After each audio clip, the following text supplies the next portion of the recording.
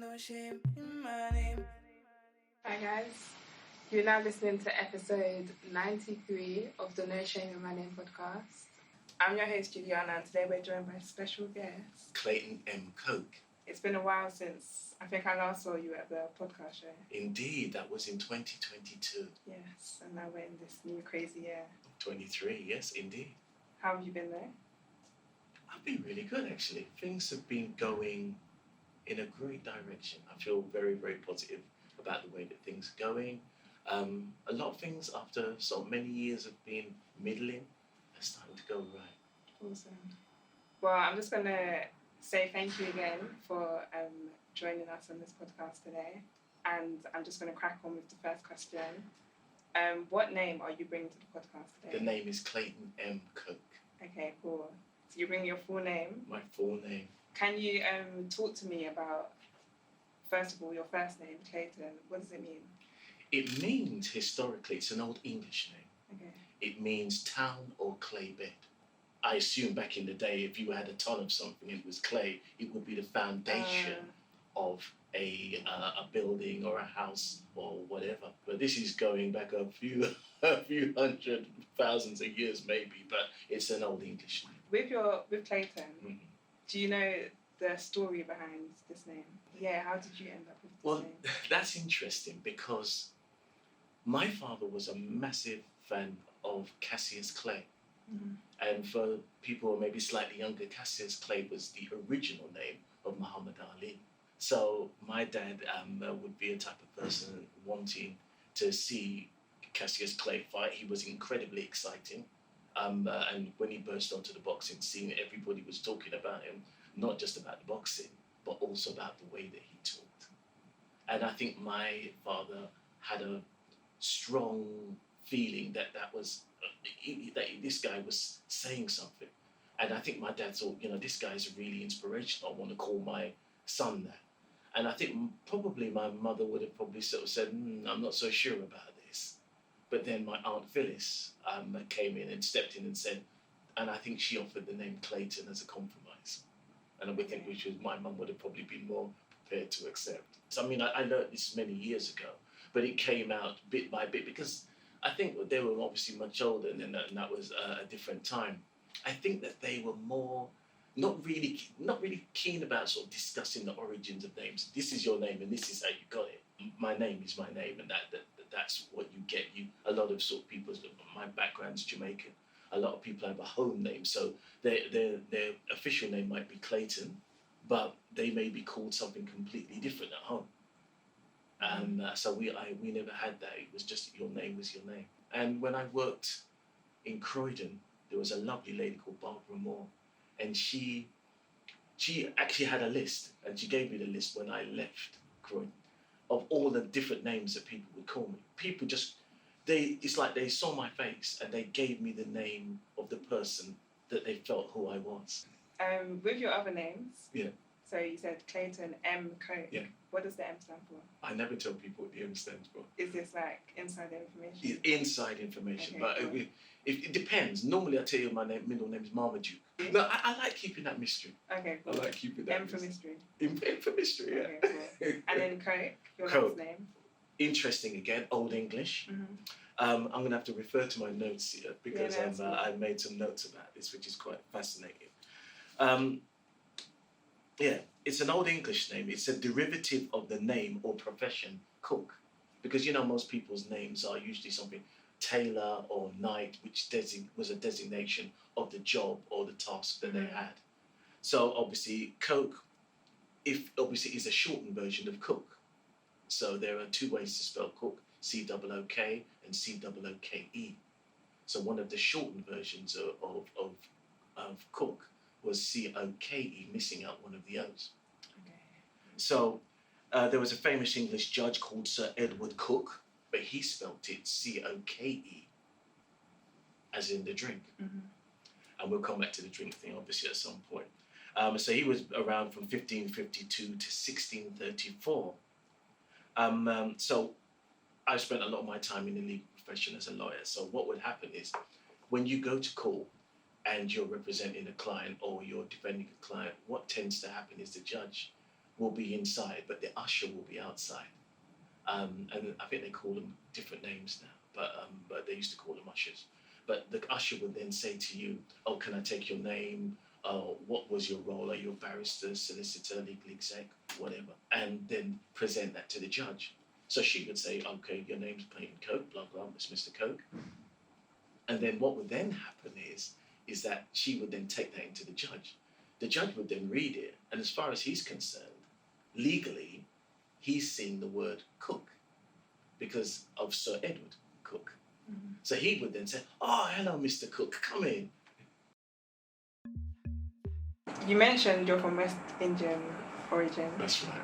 Have you ever looked into the history behind your last name? Like, Not originally, no. And I'll tell you the reason why. I'm waiting to get on one of those programs like Who Do You Think You Are? Or was it Who Are You? Who do you think you are? Yeah, that's it. And so they can pay for it. Has it ever been like a discussion in your family home? Like, not really, but I would always gravitate to people when I saw their names. Because there was a couple of people on LinkedIn with the last name Coke. Mm.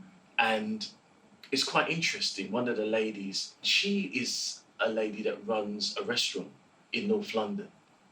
And at the same time, I think what was happening, I think there was a funeral for someone in my family. And she was supposed to cater for it, but she didn't cater for it. It was her daughter that came along. Mm. And I still haven't met her. However, when her daughter came in, she goes, "Oh my, you look like Uncle Norman." Mm-hmm. So I think that we are related. So most people have that. There's certain relationship between them. Is she Jamaican as well? Yeah. Okay, cool. Some people have that name separation, that home Mm-hmm. name and professional name, if you want to call it that. But not necessarily. I think the names tend to be aspirational. Okay.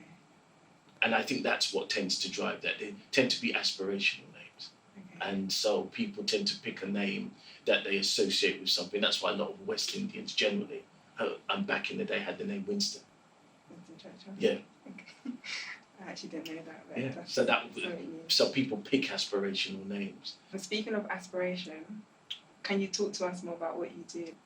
I think I'm a person that believes in people and believes that there are great things that can be had from people when they work together and when they build things together. Mm-hmm. And I'm a person that likes to inspire people. And I think that's what Clayton stands for. You know, when you need to be hyped up or when you need to be focused on doing something, Clayton's the guy that you call. Cool. How do you merge that into the Cashflow podcast? Like, how do you introduce that hyping up people with the podcast? We pick people who are interesting, not necessarily somebody who's got something to sell. If you had like a one-liner to describe to the audience what the Cashflow podcast is about, like how would you categorize it? Real people, real business, real talk. That's nothing. I spent ages on that, you know. How did you get into finance and like business and entrepreneurship? My journey goes back many years. I know it looks good, but many years. But no, seriously. It goes back many years insofar as when I started and I left school, I knew I wanted to do something either in law or insurance or something like that, something business related. Was there any parental pressure involved in it? Not really, no, because to be totally honest, I knew what I wanted to do when I was 9 years old. Okay. So it wasn't really a person I had to be prodded or pushed into making a decision. I knew exactly what I wanted to do. And I can say up until this point, I've done literally everything that I've wanted to do. That's amazing. In the business, it taught me a lot about networking. Because in the legal profession, you didn't really network. You knew people, you didn't know people. And that was it. But going up to strangers and saying, "Hello, my name's Clayton," and, you know, hoping that somebody might remember your name. That's why business cards are essential. I always carry a business card. Mm-hmm. So that people make no mistake about what my name is by the time that I've left, even if they remember it or don't remember it during the conversation. So that's important. But leading up until now, making that transfer from purely business to making my business podcasting, that's been a leap that I didn't really expect. I didn't realise that podcasting would be my the next step in my journey. And that's being able to use all the things that I've learned from business, from law, and everything else that I've done, and put it right back into the middle of podcasting. Okay, so like you're in different realms, podcasting, you've dipped your Yeah. hand in Yeah. different industries. Yeah. Are there any names in these industries that you have a special affinity to? So there are two people that I find really interesting as far as business is concerned, and that mean a lot to me, and they are quite unlikely heroes. John Spedden Lewis from the John Lewis Partnership, and Julian Richer from Richer Sounds. Now, the main reason for my interest in those two people is the way that they focus on their workforce and actually making their workforce happy. And that's why people who tend to work for those companies tend to stay there for a long period of time. John Lewis, for example, is famous for its bonus. So when it's making money, everybody's part of the partnership. So for me, I think that there's obviously a mentality there that is conducive for good workplace situations and good business. Mm-hmm. And so those two are two people that I would say that inspire me in the way that I do things. For people listening who may or may not have an interest in business or finance, where do they get started if they want to learn about people like Julian Richer or business in general? I think business is everywhere. Everybody's got business. I was talking earlier with a couple of the ladies that you've got here on set, and we were talking about how business works insofar as taking a chance and seeing how the chips fall and see what it happens. Culturally, as a culture, we don't like embarrassment. So that then stops people from failing. So what I would say is, number one, find out what you really are interested in business, or if business is for you at all. Starting a business can be very lonely. It can be very depressing. Can you make a lot of money? Of course you can. But most people are just lucky enough to make enough to pay their bills, go on holidays a couple of times a year, and maybe have a nice car. Not everybody's going to be a multimillionaire. I'm probably not the answer that people want to hear, but do your background, do your work, do your checks, do your due diligence, study the area that you get involved in, and don't necessarily put something out there which you haven't really researched. Because I've learned in my business, or in my predominant business, which is debt recovery and late payments, most businesses fail before they even start. And it's nice for people to go into new markets. We're good at choosing new names and individual names, but we're not very good at choosing new and individual businesses, which we probably haven't covered before, or probably haven't been covered before. And I think that's an area that's to be explored. So I think that would be my advice. If you could leave one thing you want the audience to know about your name, or names in general, what would it be? About my name, it would be that I think it's a name that stands for certainty, for quality, for sincerity. But I have got something that I did prepare in terms of other people's names, because I thought that be careful how you name your children, because it really does have a lasting impact on them and how others view them and they view themselves. So my thought would be, names are like words. They're extremely powerful.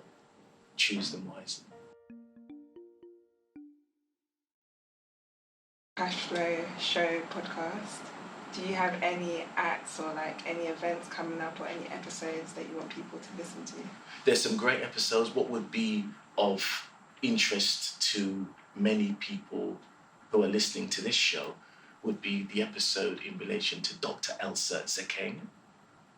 And she is a scientist entrepreneur. Charmaine Watkins. She is an artist who was a business person. She was in graphic design. And then she decided to give that up and do a master's in drawing at university. And now she's in the Tate Gallery. She's just opened up an exhibition in Berlin.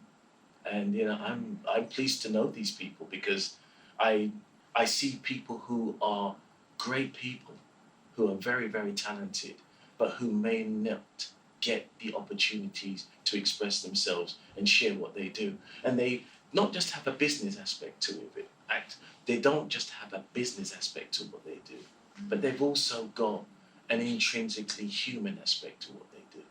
And that's what I like to see when I do this, the humanity. And so the podcast show isn't like a very dry business show. It's a business show that allows people to be themselves, to share themselves, very much like what you're doing. But yeah, thank you so much. Thank you for inviting me. I Yeah. really, really appreciate it. It's really been an honour and a privilege to It be has here. been. Thank you. You're welcome.